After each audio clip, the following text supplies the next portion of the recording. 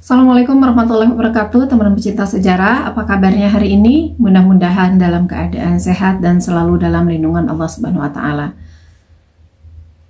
Bertemu lagi dengan saya Anissa Amisani di program Baca Sejarah dan masih di serial kronologi sejarah. Sekarang masuk ke tahun 627 Masehi. Ada 8 peristiwa yang datang dari dunia Islam dan ada 4 peristiwa penting yang datang dari luar dunia Islam. Peristiwa yang datang dari dunia Islam yang pertama adalah Ghazwa Khandaq atau Ahzab, di mana kaum muslimin berhasil mempertahankan Madinah dari serangan sekutu. Kemudian yang kedua adalah pernikahan Rasulullah SAW dengan Zainab binti Khuzaimah. Yang ketiga ada pernikahan Nabi dengan Hindun binti Abu Umayyah. Yang keempat adalah kelahiran Husain bin Ali bin Abi Thalib. Yang kelima adalah pengusiran Bani Quraidah, salah satu komunitas Yahudi dari Madinah akibat berkhianat. Yang keenam adalah Ghazwah Bani Mustalik atau Al-Muraisi. Kemudian yang ketujuh adalah pernikahan Nabi Muhammad SAW dengan Juwairiyah binti Harith, pemimpin Bani Mustalik. Dan yang kedelapan adalah peristiwa Hadithul Ifki atau berita bohong. Dan berbarengan dengan rentetan kejadian itu, di luar dunia Islam juga sedang terjadi banyak peristiwa penting. Di antaranya adalah terjadinya persekutuan Persia Sasan dengan bangsa Afar dan juga bangsa Slav sekaligus dalam menggempur Konstantinopel. Tetapi mereka mengalami kegagalan dalam rencana tersebut. Kemudian yang kedua adalah persekutuan Heraklius dengan Tongyangzu, Kagan dari Turk Barat untuk menyerbu Persia. Dan yang ketiga adalah perebutan kembali benteng-benteng Bizantium di Armenia oleh Heraklius dari tangan Persia Sasan. Dan yang terakhir adalah pertempuran Niniwe yang merupakan pertempuran final antara Heraklius dan Persia Sasan. Kita masuk ke kisah berikutnya, yaitu Hadithul Ifki, dan mungkin perlu kita ingat kembali ya bahwa Rasulullah SAW setiap melakukan perjalanan, dalam hal ini pertempuran, beliau selalu membawa istri beliau, tetapi tidak semuanya beliau mengundi. Dan pada saat terjadinya pertempuran Bani Mustalik, yang mendapat giliran adalah Aisyah dan Ummu Salamah. Hadithul Ifki atau berita bohong, kalau zaman sekarang kita menyebutnya hoax ya, ini terjadi sangat berkaitan erat dengan hal ini, dengan istri Rasulullah SAW yaitu Aisyah, karena hoax ini, berita bohong ini memang tentang Aisyah. Kisah ini di semua sirah nabawiyah ini tidak ada perbedaan yang berarti ya, selain ya tahun terjadinya. Tapi bahwa ini terjadi ketika perjalanan pulang dari Bani Mustalik dan bagaimana berjalannya berita bohong ini di semua buku sirah yang kita pakai, yaitu kelengkapan tarikh, kemudian sirah Said Ramadan Al-Buti, juga sirahnya Husain Haikal, kisahnya sama. Dan ini terjadi sebetulnya berbarengan dengan terjadinya beberapa fitnah yang melanda kaum muslimin yang dihembuskan oleh seorang gembong munafik, yaitu Abdullah bin Ubay bin Salul. Kisah ini bermula setelah hilangnya unta Rasulullah SAW, yaitu Quswa. Pada saat itu kan menuju malam dan bersiap untuk pulang ya, bersiap untuk kembali pulang ke Madinah. Saat itu Aisyah radhiyallahu anha sudah berada di tenda, apa ya namanya ya, sedekup, kalau tidak salah namanya sedekup unta itu. Tidak beda dengan kuda ya. Kalau kuda kan kita yang naik ke kudanya. Nah kalau ini tidak, orangnya yang naik dulu ke sedekup itu, nanti sedekup itu yang disimpan di atas untanya. Nah pada saat hendak pulang, mereka bersiap-siap, karena itu direhat ya, di rest area katakanlah, banyak yang melakukan kebutuhan pribadi seperti makan dan sebagainya. Ada juga yang membuat hajat ya, sebagaimana kita di rest area lah ya. Nah Aisyah pada saat itu juga sama, ia ada keperluan membuang hajat, sehingga dia mencari tempat yang jauh dan menyelesaikan keperluannya. Nah, dia kembali datang itu atas izin ya. Dia tentu meminta izin kepada rombongan. Dan kembali lagi ke sedekupnya.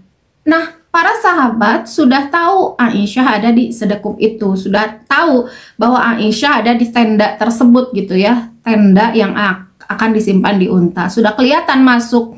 Tapi setelah masuk, Aisyah itu baru sadar pas dia pegang, dia kehilangan kalungnya. Wah, kalung saya hilang nih, kayaknya jatuh di tempat yang tadi, di tempat dia membuang hajat. Karena dipikirnya akan sebentar, ya namanya juga cuman datang ngambil kalung, nyari kalung, lalu balik lagi gitu ya. Akhirnya Aisyah keluar dari sedekupnya itu, lalu kembali ke tempat dia membuang hajat tadi, lalu mencari kalungnya.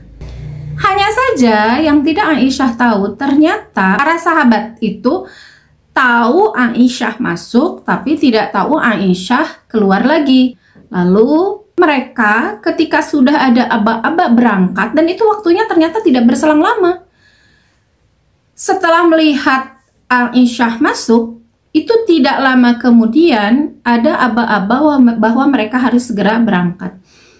Maka para sahabat yang bagian itu ya, bagian mengangkat tanduk, kemudian meletakkan di atas unta, itu mengangkat begitu saja tanduknya lalu meletakkan, dan mereka taunya Ummul Mukminin Aisyah itu sudah di dalam.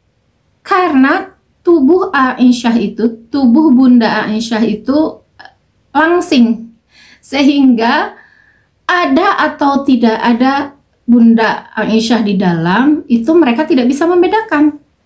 Karena tubuh beliau sehat ya, langsing, sehingga ketika diangkat mereka pikir ya udah ada di dalam. Karena nggak ada bedanya, mau ada mau enggak, itu cuma berat tandu aja gitu, nggak signifikan ketika ada Bunda Aisyah di dalamnya.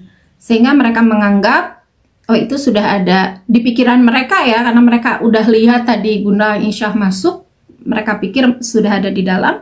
Akhirnya mereka naikkan itu tanduk ke atas unta.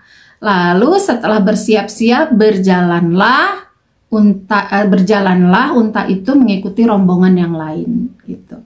Nah, sudah pergi Aisyah itu baru kita kembali ke kisahnya Bunda Aisyah ya, mencari-cari, ternyata agak lama juga, apalagi waktu itu kan gelap, sudah mulai malam gitu ya. Dicari-cari ternyata tidak semudah yang dibayangkan, tidak terlihat, tetapi pada akhirnya ketemu juga, hanya memakan waktu yang di luar perkiraan, agak lama. Setelah ketemu dibawa, dan setelah kembali ternyata pasukan sudah tidak ada. Beliau sudah tidak menemukan siapa-siapa lagi di lokasi yang tadi ya. Dan beliau yakin itu lokasi yang sama gitu. Nah, karena ia sudah tertinggal, maka kalau mau menyusul, ini padang pasir yang gelap ya, tidak ada tanda-tanda sesuatu, nggak ada tanda rumah, nggak ada tanda gedung apalagi, sehingga tanda-tanda untuk arah itu kalau yang tidak biasa itu akan kesulitan, apalagi di kegelapan malam. Nah, pada saat itu Bunda Aisyah memutuskan untuk ya udah menunggu saja, daripada saya nyusul terus saya tidak tahu arahnya kemana, jangan-jangan nanti saya malah tersesat.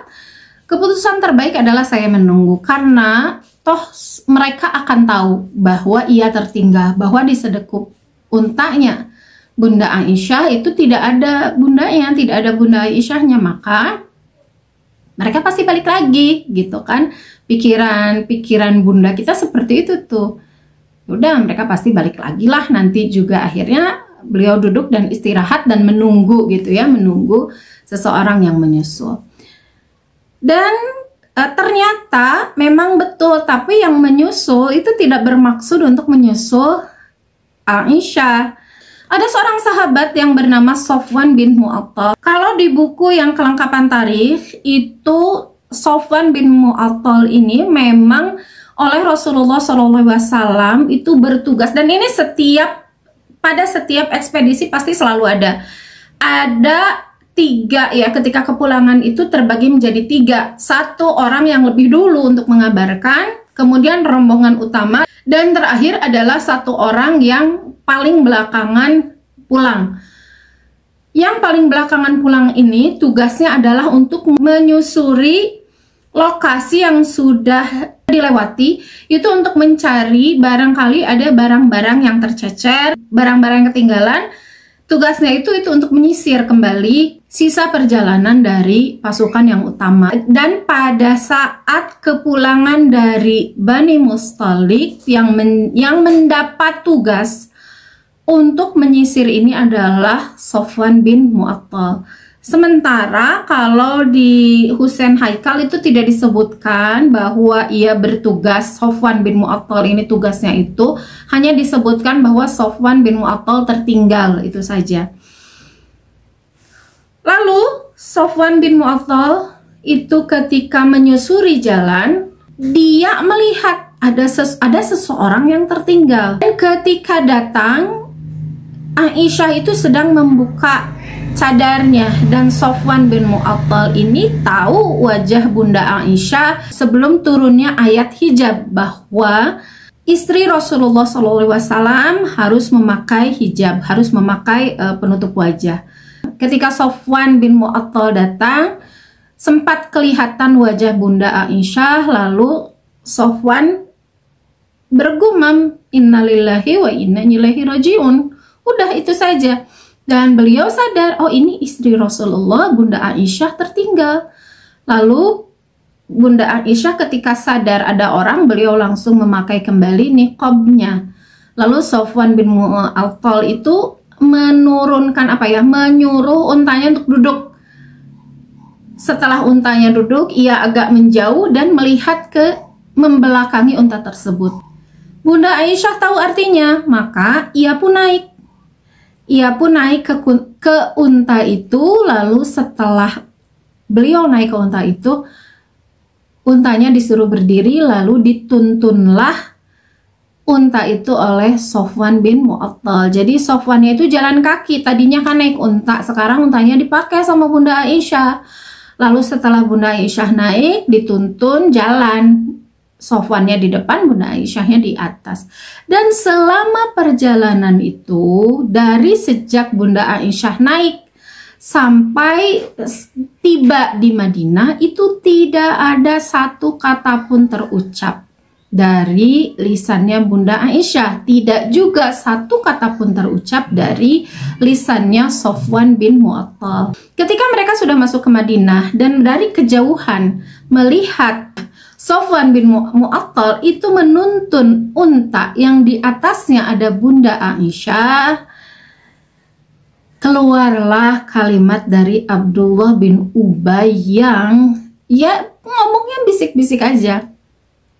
Kalimatnya pun tidak selesai. Dia mengatakan seperti ini, wah, satu perempuan, satu laki-laki berjalan berdua malam-malam, ya tidak ada yang tahu, titik-titik gitu. Udah segitu aja. Dan dia berkatanya tidak berteriak-teriak sebagaimana kemarin dia bergumam lalu kedengaran oleh sahabat Zaid ya, dan menimbulkan prahara di pasukan kaum muslimin. Ini juga sama. Dia mengatakan kalimat itu saja. Kalimatnya seolah-olah dia katakan pada diri dia sendiri. Dan tidak ada kata fitnahan di situ. Kalimat itu terdengar oleh yang lain, oleh 1-2 orang di sekelilingnya. Ternyata api dalam sekam yang bekas kemarin itu belum padam sepenuhnya. Masih mengeluarkan asap, dan di dalam sekam itu dia masih berapi. Dan dia ternyata masih menyebarkan api itu ke yang lainnya ya. Sehingga terbakarlah Madinah pada saat itu perlahan-lahan. Ucapan dari Abdullah bin Ubay ini terdengar oleh orang lain, juga orang munafik juga yang tiba-tiba, dan ada juga yang menjadi korban ya, bukan hanya orang munafik maksudnya. Orang Madinah yang, iya ya, ngapain ya mereka gitu. Lalu mempertanyakan ke temannya yang lain juga iya ya ngapain ya, akhirnya jadi besar, jadi gosip. Dan dari situ kan gosip itu biasanya berawal. Jadi gosip yang terus melebar ke seluruh Madinah. Bunda Aisyah ketika pulang pada saat itu tidak tahu apa-apa. Ia pulang, turun dari untanya, pulang ke rumahnya, dan ternyata besoknya beliau mengalami sakit. Sehingga berita ini steril sebetulnya dari rumah Bunda Aisyah. Cuma beliau itu merasa heran, kok Rasulullah agak beda ya. Rasulullah itu agak lain gitu. Dari biasanya kan ramah, biasanya hangat gitu. Kali ini kok ada memendam, kayak ada memendam sesuatu gitu. Tapi nggak enak juga buat ngomong.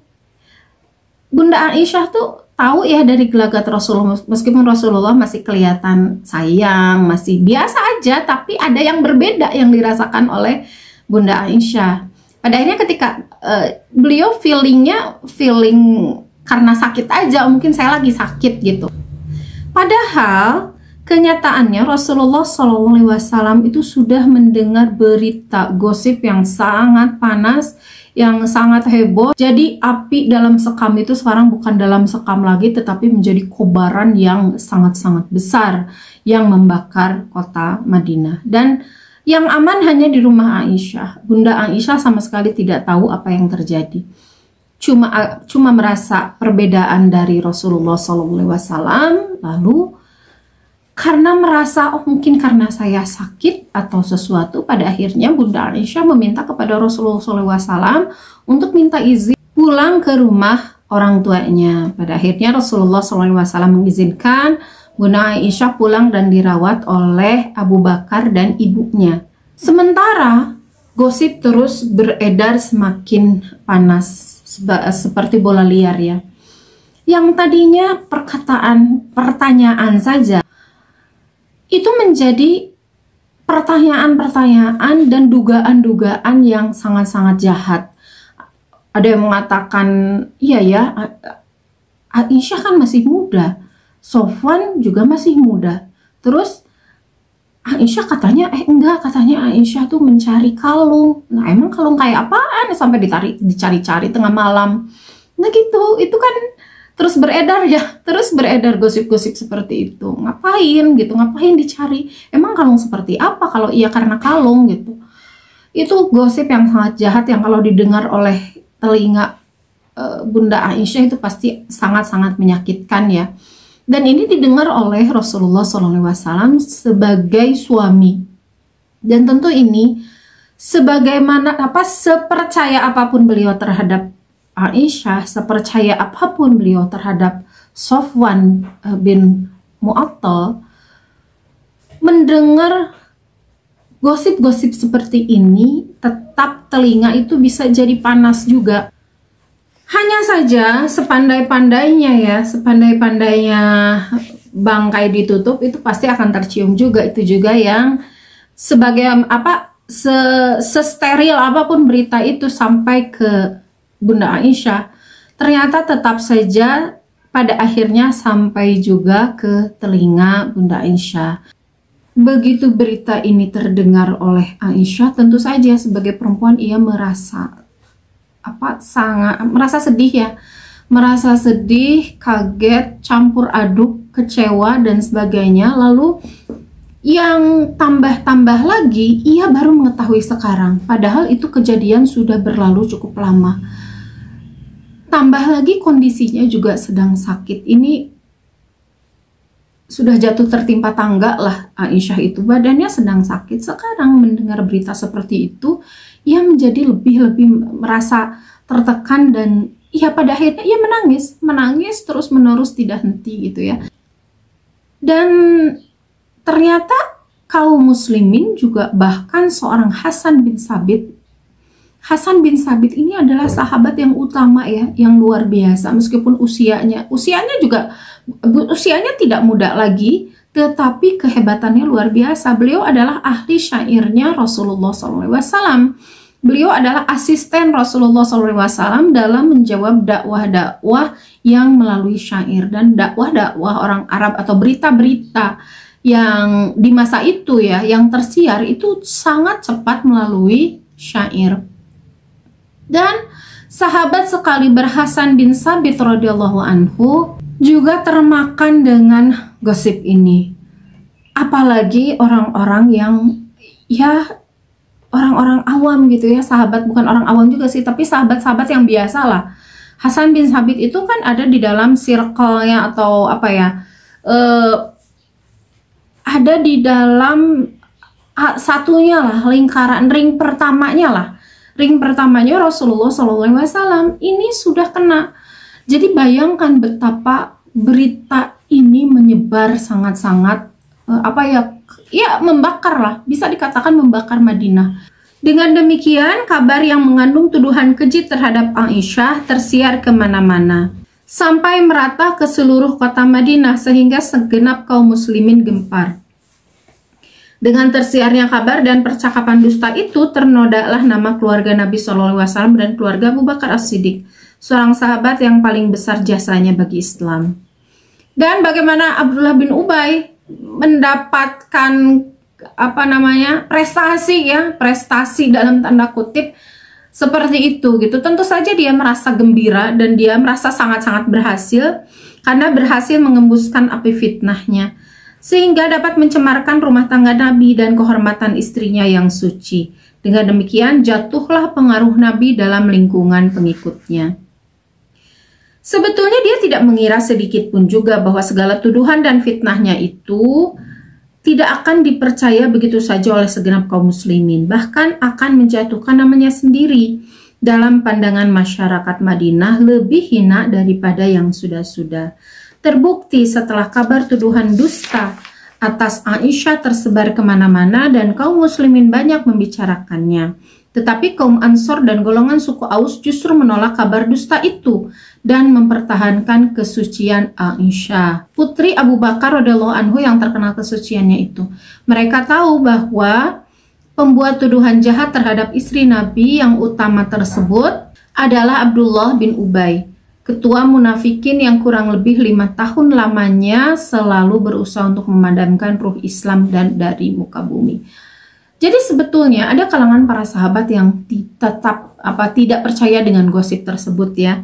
Salah satunya adalah sahabat yang mulia Abu Ayyub Al-Ansari. Ketika istrinya bertanya, "Wahai Abu Ayyub, sudahkah engkau mendengar berita tentang yang beredar sekarang itu tentang Aisyah?"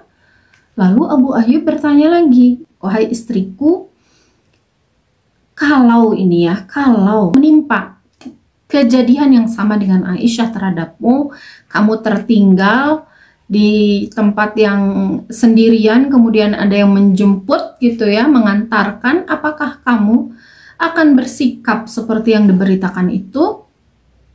Lalu istrinya Abu Ayyub menjawab, "Tentu saja tidak. Aku akan tetap setia dan menjaga kesucian dan menjaga kehormatan." Lalu Abu Ayyub menjawab, "Nah, Aisyah itu lebih suci, lebih solehah, lebih baik akhlaknya daripada engkau." Dan jawaban itu membuat istri Abu Ayyub diam. Iya juga ya, aku aja tidak mungkin melakukan itu, apalagi Aisyah yang lebih mulia, lebih terhormat, kemudian istrinya juga ia punya suami Rasulullah yang dari fisik juga paling utama, apalagi pemimpin besar.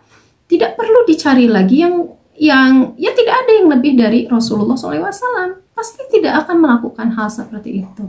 Itu yang ada di dalam pikiran istrinya Abu Ayyub. Dan percakapan itu menjadi salah satu perwakilan ungkapan kepercayaan kepada keluarga Rasulullah dan keluarga Abu Bakar di antara kaum muslimin lainnya. Karena bukan hanya Abu Ayyub, tetapi banyak juga sahabat-sahabat yang tidak mempercayai berita tersebut, apalagi setelah tahu yang membawa berita itu adalah Abdullah bin Ubay. Tetapi tetap saja hal tersebut menimbulkan hawa panas, benar-benar panas, gelisah di gejolak yang terjadi di Madinah sampai menimbulkan pertengkaran. Rasulullah SAW ini terjadi cukup lama ya. Berita-berita beredar ini terjadi cukup lama, hampir sebulan lamanya. Dan selama itu terus terjadi pergolakan, terus terjadi percakapan-percakapan yang tidak enak lah, yang tidak mempercayai kesucian Aisyah. Pada akhirnya Rasulullah SAW, satu sebagai suami, yang kedua sebagai pemimpin, beliau tentu saja tidak bisa diam saja ya. Tetapi tidak juga ada bukti kebenaran tentang kesucian Aisyah, tetapi tidak ada bukti juga tentang pengkhianatan dari Aisyah dan Safwan. Jadi masih di tengah gitu. Kenapa beliau tidak membela istrinya? Karena memang tidak ada bukti istrinya benar, tapi sekaligus juga tidak ada bukti istrinya salah. Ini membuat beliau agak canggung ya. Bertemu Aisyah juga canggung, jangan-jangan betul, jangan-jangan salah. Beliau kan nabi, manusia biasa, tidak tahu hal yang gaib sebelum diberitahu oleh Allah Subhanahu wa Ta'ala. Dan ini beliau katakan di episode kemarin ya, kita ceritakan, beliau katakan kepada kaum munafikin, untuk menjawab kaum munafikin bahwa memang saya tidak tahu yang gaib. Saya tahu yang gaib dari Allah Subhanahu wa Ta'ala. Pada suatu hari beliau memanggil Ali serta Usamah hendak diajak bermusyawarah tentang berita Aisyah itu. Dalam musyawarah tersebut Usamah mengatakan kepada beliau, kabar mengenai Aisyah beragam, sebaiknya Baginda tanyakan hal itu kepada Barirah, tentu ia dapat menjelaskan yang sebenarnya. Kemudian Nabi SAW memanggil Barirah. Setelah ditanya oleh beliau, Barirah lalu menjawab, demi zat yang telah mengutus engkau dengan hak, sekali-kali saya tidak pernah melihat Aisyah, melainkan ia seorang yang baik dan jujur. Sebab itu saya tidak akan mencela kepadanya sedikit pun. Barirah ini adalah pelayan Aisyah ya. Pada suatu hari Nabi datang ke rumah Abu Bakar untuk menjenguk Aisyah. Yang ketika itu Aisyah sedang duduk bersama ayah dan ibunya serta seorang perempuan sahabat Ansor. Beliau mengambil tempat duduk yang sedikit jauh dari tempat duduk Aisyah. Hal ini disebabkan beliau dalam waktu lebih dari 1 bulan lamanya, ternyata bukan hampir 1 bulan tapi lebih dari 1 bulan, belum menerima wahyu dari Allah yang menyatakan tentang masalah Aisyah. Jadi waktu itu beliau tampak sedikit kaku terhadap Aisyah. Kemudian beliau membaca hamdalah, pujian kepada Allah dan syahadat, lalu bersabda kepada Aisyah, hai Aisyah, sesungguhnya telah sampai kepadaku perihal kamu begini dan begitu. Karena itu jika kamu bersih, tentulah Allah akan membersihkan kamu. Dan jika kamu telah jatuh pada perbuatan dosa, mohon ampunlah kepada Allah. Tobatlah kamu kepadanya. Karena bahwasanya seorang hamba itu bila mengakui dosanya, lalu bertobat kepada Allah, niscaya Allah menerima tobat atas hambanya tersebut. Setelah mendengar beliau bersabda, seketika itu keringlah air mata Aisyah. Lalu ia berkata kepada ayahandanya. Maksud kering air mata Aisyah itu tadi sedang menangis, tapi mendengar perkataan Rasulullah, mendengar sabda Rasulullah, saking sedihnya, bertambah rasa sedihnya sampai kering air mata Aisyah. Jadi terbayang ya oleh kita, seorang perempuan yang suci, kemudian beredar gosip yang luar biasa yang mempertanyakan kesuciannya, tetapi suaminya pun dia berada di tengah-tengah gitu, tidak berada di pihak dia, sehingga ia merasa ya wajar kalau dia merasa sakit hati. Sementara Rasulullah SAW pun tidak bisa membela, tidak bisa juga menyalahkan karena beliau memang belum tahu kebenarannya. Jadi sebetulnya ucapan Rasulullah itu, kalau yang difitnahkan itu tidak betul, ya tenang saja, Allah akan membela. Tapi kalau berita itu betul, ya kamu tinggal bertobat. Sebetulnya ingin menyenangkan ya, ingin menenangkan dan menyenangkan Aisyah, tetapi yang namanya penerimaan perempuan kan beda lagi. Ia merasa sudah dituduh justru. Ketika suaminya justru ya kalau kamu salah tinggal bertobat gitu. Itu justru merasa bahwa ia sudah dipersalahkan, ia sudah tidak dipercayai lagi. Maka ia bertanya kepada melihat kepada ayahnya yang tadinya melihat kepada Rasulullah saat bicara ya. Ia berpaling kepada ayahnya, kepada Abu Bakar radhiyallahu anhu. Ia berkata, ayahku, jawablah perkataan Rasulullah itu. Jadi Aisyah merasa dipojokkan oleh Rasulullah SAW lalu meminta pembelaan dari ayahnya. Tetapi ayahnya berkata, demi Allah, saya tidak mengerti apa yang akan saya katakan kepada Rasulullah. Aisyah merasa kecewa dong ya. Ia merasa, meskipun Rasulullah tidak menuduh ya, tetapi merasa dipojokkan oleh suaminya. Ia meminta pembelaan ayahnya. Ayah ngomong dong gitu. Tapi ayahnya juga, ayah ngomong apa? Artinya Abu Bakar pun dalam pengetahuan yang nol, maksudnya tidak tahu benar, tidak tahu salah, dua-duanya tidak ada bukti. Khas laki-laki ya, melihat dari bukti yang realistis saja gitu, bukan dari perasaan. Lalu ia merasa kecewa yang kedua kalinya, dia berpaling kepada ibunya, ibu, jawablah perkataan Rasulullah itu. Inginnya Aisyah, ibunya itu berkata, enggak, Aisyah itu tidak berkhianat gitu ya. Ia suci karena aku tahu dia baik dan sebagainya lah gitu dibela. Ternyata ibunya pun menjawab hal yang sama. Demi Allah, saya tidak mengerti apa yang akan saya katakan kepada Rasulullah. Dia mengatakan hal yang sama dengan suaminya, yaitu Abu Bakar. Aisyah udah merasa, saya sekarang tidak ada yang membela, saya benar-benar sendirian. Bahkan ibu bapak pun meragukan saya. Gitulah, terbayang bagaimana sedihnya seorang Aisyah. Apalagi ditambah bahwa posisi dia itu sebagai istri dari pemimpin, istri dari presiden lah, istri atau permasyuri lah di sebuah negara gitu ya. Dia dituduh dengan tuduhan yang sangat hina. Itu bukan lagi merasa jatuh sedalam-dalamnya ke dasar lautan, tapi lebih dalam dari itu. Maka Aisyah menjawab sendiri sabda Rasulullah SAW. Saya seorang perempuan yang berusia muda, saya tidak banyak membaca Al-Quran. Demi Allah, sesungguhnya saya telah mengerti bahwa sesungguhnya telah Baginda dengar berita itu, sehingga Baginda telah menetapkan pada diri Baginda dan Baginda telah membenarkannya. Jika saya berkata kepada Baginda bahwasanya saya bersih dari tuduhan dusta itu, Allah yang mengetahui bahwa saya bersih darinya, dan tentu Baginda tidak membenarkan yang demikian itu. Jika saya mengaku dengan perkara itu kepada Baginda, Allah mengetahui bahwa saya bersih dari tuduhan itu. Sungguh Baginda akan membenarkan saya. Demi Allah, tidak ada yang saya dapati dari Baginda suatu perumpamaan atau pengajaran, melainkan perkataan ayah Nabi Yusuf. Beliau bersabda, maka sabar itulah yang baik dan Allah itu yang dimintai pertolongan atas segala yang kamu sifatkan.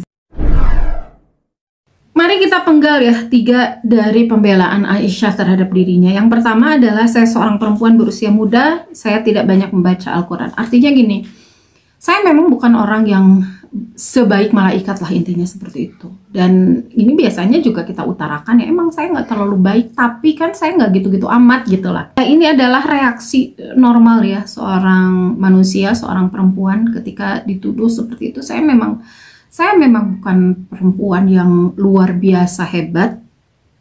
Namun di kalimat berikutnya, demi Allah sesungguhnya saya telah mengerti bahwa jadi kalau di bahasa kita gini, Anda telah mendengar berita itu dan Anda sudah meyakini apa yang ingin Anda yakini. Kalau saya membela diri saya masih suci dan saya yakin Allah mendukung saya, Anda nggak akan percaya. Tapi kalau saya mengakui bahwa saya melakukan hal itu, bahwa saya berkhianat, baru Anda akan percaya pada saya. Intinya gitu. Jadi Anda hanya akan meyakini, Anda akan hanya mempercayai apa yang Anda yakini. Jadi percuma saya ngomong juga. Gitulah jawaban dari Aisyah. Kalau sudah keluar kalimat seperti ini, biasanya betul-betul hanya tinggal berharap kepada Allah. Dia sudah tidak mempercayai siapapun. Dia sudah merasa, ya seseorang yang seperti ini ya, bukan hanya Bunda Aisyah, itu sudah merasa sendirian, sudah merasa tidak ada yang membela, sudah merasa tidak ada yang berada di pihaknya. Hanya saja Aisyah ini seorang muslimah yang taat ya, sehingga ia memisalkan keadaan dirinya sendiri ke dalam kisah para nabi, yaitu kisah dari ayahnya Nabi Yusuf ya, Yakub, ketika ia merasa sedih ditinggal oleh Yusuf, mendengar kabar bahwa Yusuf telah hilang dan terbunuh gitu. Yang dikatakan oleh beliau adalah, maka sabar itu yang baik dan Allah itu yang dimintai pertolongan atas segala apa yang kamu sifatkan. Karena ini jadi hikmah buat kita semua ya, teman pecinta sejarah, terutama kita perempuan. Apalagi perempuan memang paling sering merasa seperti ini ya, meskipun laki-laki di sekelilingnya itu sebetulnya membela, maksudnya bukan membela sih, berdasar pada pikirannya aja gitu, dan berkata tidak sepeka perempuan gitu ya, tidak sesuai keinginan, dia akan merasa sendirian, dia akan merasa buntu dan tidak memiliki jalan keluar gitu. Bagi muslimah, kita tidak akan merasa seperti itu ketika kita yakin dengan kehadiran Allah Subhanahu wa taala. Seperti yang diungkapkan oleh Aisyah di sini, bahwa saya yang saya mintai pertolongan sekarang hanya Allah. Saya tidak mau bersandar pada siapapun, tidak kepada orang tua saya, tidak juga kepada Anda, suami saya, juga pimpinan sebagai Rasulullah. Saya hanya bersandar kepada Allah. Saya cukup hanya mendapat pembelaan, memohon pembelaan dari Allah Subhanahu wa taala. Jadi ketika kita merasa terpuruk ya dengan apapun masalahnya, sandaran terakhir kita dan seharusnya pertama dan terakhir dan seterusnya itu hanya Allah Subhanahu wa taala, tidak berharap kepada makhluk. Tetapi yang namanya merasa sendirian di dunia tetap saja merasa berat ya. Meskipun seperti itu, tetapi yang lebih besar sokongannya tentu saja yang harus kita sadari adalah Allah Subhanahu wa taala. Sokongan yang paling besar, pembelaan yang paling besar, hanya ya yakin saja bahwa kita tidak bermaksiat, kita tidak melakukan apa yang dituduhkan tersebut. Setelah itu Aisyah memohon dengan sungguh-sungguh kepada Allah agar menurunkan wahyunya kepada Nabi dan menyatakan akan kebersihan dirinya. Dan wahyu yang diharapkan oleh Aisyah itu diturunkan kepada Nabi adalah wahyu yang berbentuk kasyaf atau melalui impian, bukan wahyu yang difirmankan, yang nantinya akan dibaca oleh seluruh kaum muslimin. Harapan Aisyah tersebut agar kabar dusta pada dirinya jangan sampai tertulis dan jangan dibaca oleh kaum muslimin. Namun kehendak Allah berbeda dengan kehendak Aisyah. Allah mengabadikan justru peristiwa ini dalam Al-Quran. Jadi kan pasti ya sebagai perempuan, aduh jangan sampai. Jadi Aisyah itu berdoanya itu double gitu ya, Allah minta turunkan wahyu tapi jangan bentuk surat, maksudnya bentuk impian atau apalah gitu, pertanda kepada Rasulullah SAW. Jangan sampai berupa wahyu yang harus ditulis dalam Al-Quran. Kebayangkan, ia akan merasa malu dan akan ingat terus dengan hal tersebut.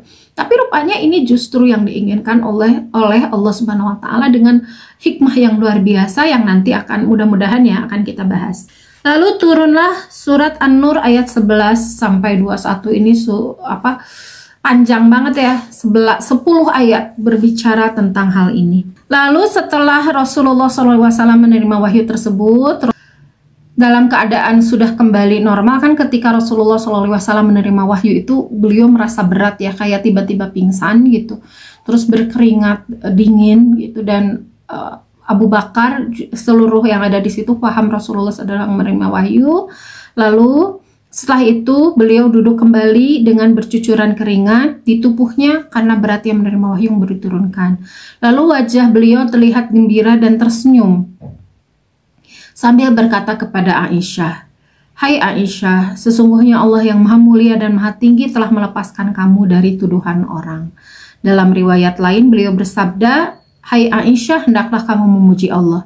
Ia telah melepaskan kamu dari tuduhan orang." Perkataan Nabi SAW itu berarti istri yang sangat dikasihinya itu telah dibersihkan oleh Allah dari segala macam tuduhan orang terhadap dirinya. Setelah ibunya mendengar sabda Nabi kepada Aisyah, lalu memerintahkan kepada Aisyah supaya berdiri menghormati Nabi.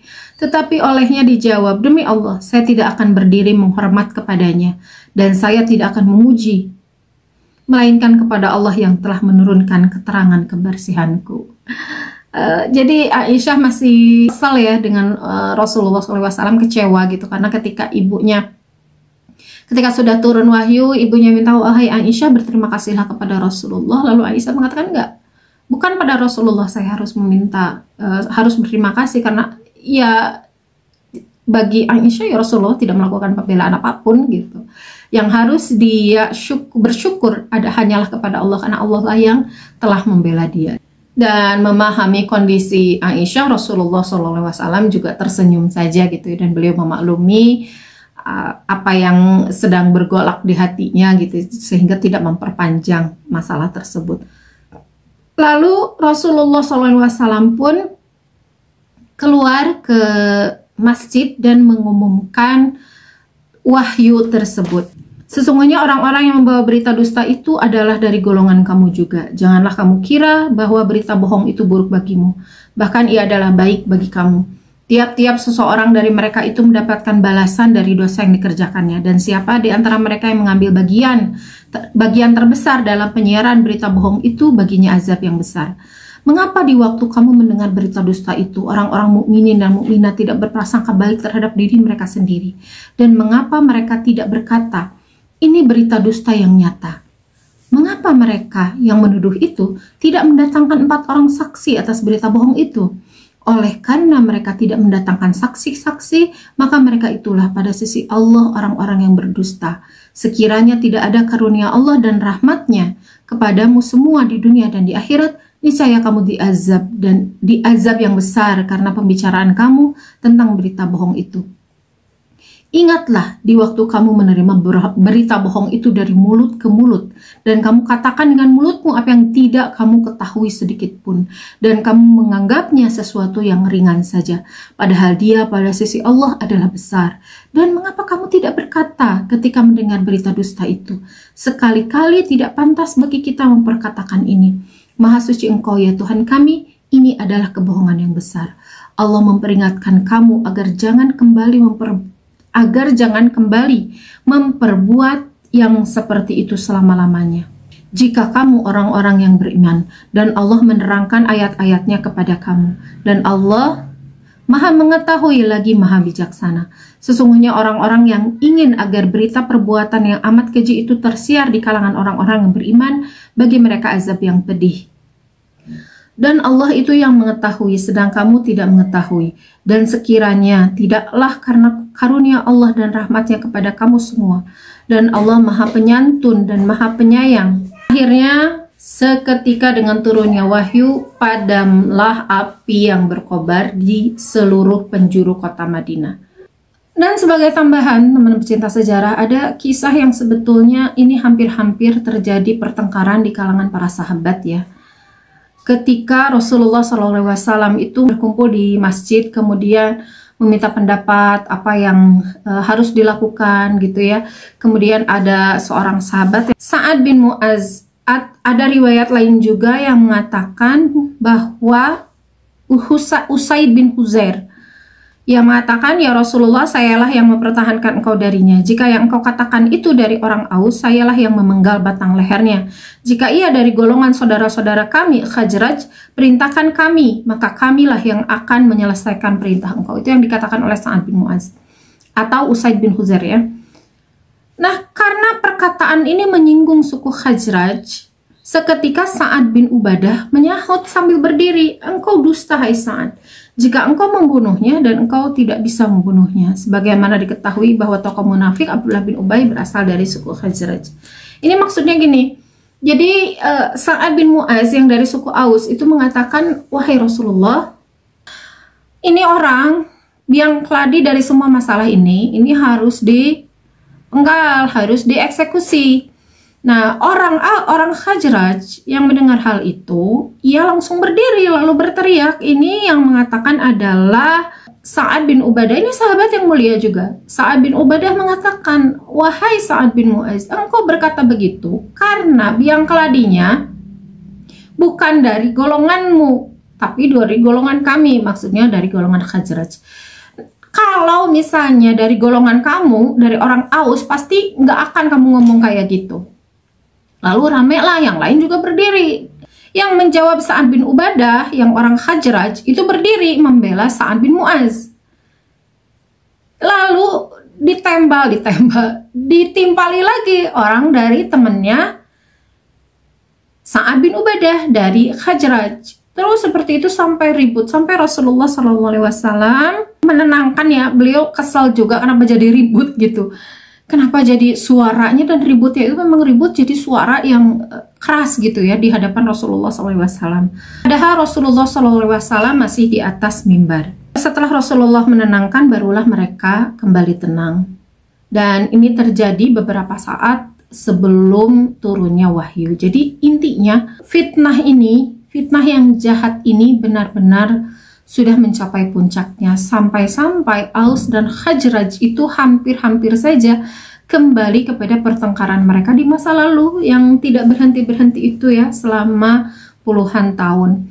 Dan ya inilah yang dilakukan orang munafik sebetulnya, bahwa dia itu mencari keuntungan dari pertengkaran kaum muslimin. Yang dia usahakan ketika ia menyebarkan gosip pas perpulangan itu ya, antara Aus dan Khazraj yang mengatakan bahwa yang mulia akan mengusir yang hina ya, masih ingat ya, itu kan untuk memecah belah Aus dan Khazraj. Dan justru dari pecah belah itulah dia mendapatkan keuntungan. Ya sebagaimana orang Yahudi sama, cuman kalau orang Yahudi dia jelas-jelas topengnya memang topeng Yahudi, dia tidak bertopeng Islam, dia bahkan tidak mengakui, tidak pernah mau mengakui meskipun hanya perkataan bahwa Rasulullah SAW adalah utusan Rasulullah SAW, penerusnya Nabi Musa. Mereka tidak mau mengakui itu.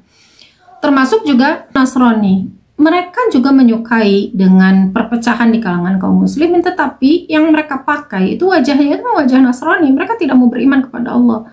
Mereka tidak mau mengakui bahwa Rasulullah SAW adalah penutup dari kenabian Isa alaihissalam.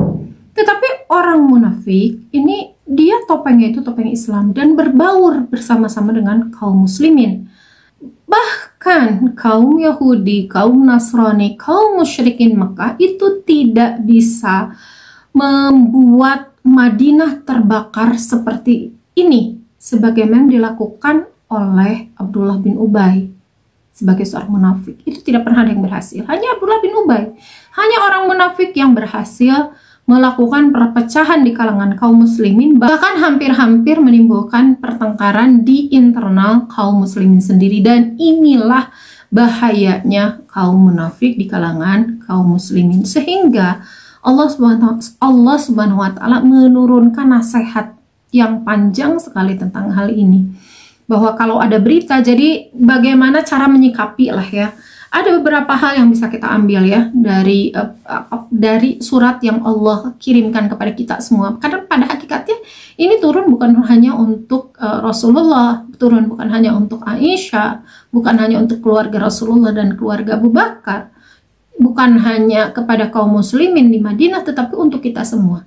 Jadi isi hikmah ya, atau apa ya, isi dari surat yang Allah kirim kepada kita, bahwa kalau ada hal seperti ini, ada berita sampai kepada kita, yang harus kita lakukan adalah cek dan dicek dulu. Ini yang bawa berita siapa? Orangnya terpercaya atau tidak? Harus dilihat. Kemudian yang kedua, kalau berkaitan dengan berita perzinahan, maka harus didatangkan 4 orang saksi. Dan dalam hal lain pun harus kita cari saksinya, apalagi tuduhan yang menyangkut orang gitu ya, tuduhan kejelekan terhadap orang, ada tidak saksinya, betul tidak kejadian itu, bukan hanya dari prasangka manusia yang dia, dan betul ya, kan berita hoax itu terjadi dari mulut ke mulut, terus ditambah-tambahin, terus ya digibah seperti itu kan.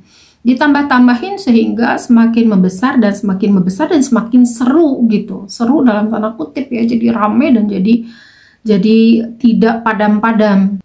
Ketika ada berita seperti itu yang menjelekkan kaum muslimin, yang harus dikedepankan adalah husnudzon.